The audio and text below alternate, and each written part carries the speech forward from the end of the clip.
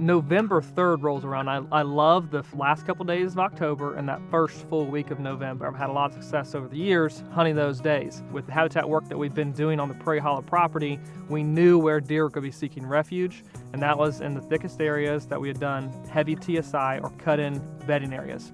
Adam proved that could be successful the day before, November 2nd. Another spot on the family farm where strategy comes into play. The day previous, we hunted a bottleneck going to a bedding area. This day, we're set up right on the bedding area, and we're just hoping that we can see some activity all morning of does getting chased by bucks. Don't move.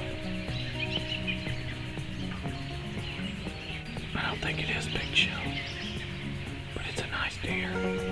Later into the morning, sure enough, see a larger buck pushing, nudging one of the younger bucks we had seen earlier down like the opposing ridge. And he's out of range, but quickly identify that that's a buck that we'd be certainly happy to take. And get eyes on him, grunt. Yes, do it again. Okay. Doesn't seem that interested. You know, he stops, but then he continues to pursue and push that younger buck out of the area. Hit him again. And as we're talking about that encounter, sure enough, we see him moving, working up a barbed wire fence. He eventually works that barbed wire fence all the way up to the ridge.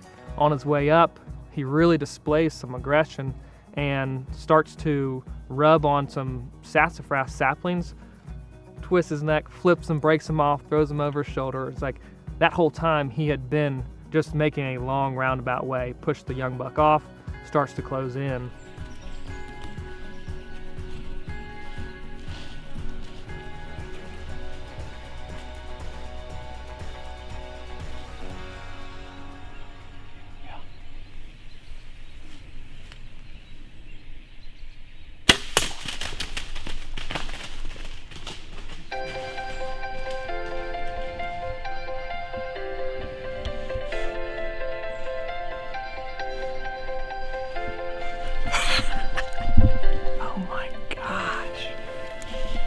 Back-to-back days? Are you kidding?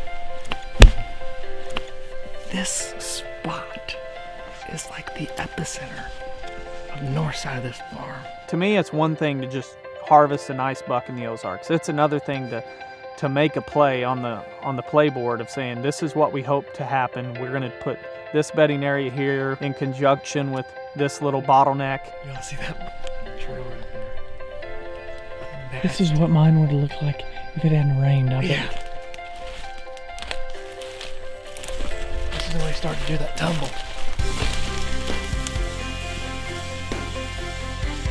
We had gone into this area and done a bunch of TSI in the years past in 2 different time frames. Early forest coming back, so it was thick, there was brambles, there was a lot of great bedding cover.